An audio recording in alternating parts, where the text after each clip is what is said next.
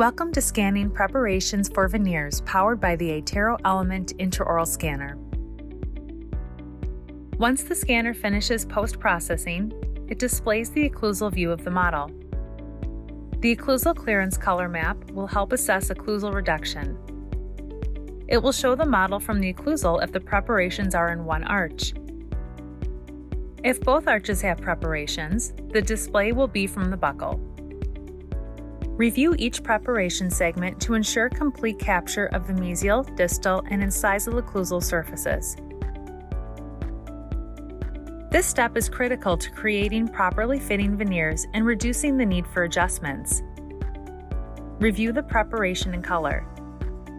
Move the model 360 degrees to review the margin line from each aspect of the teeth.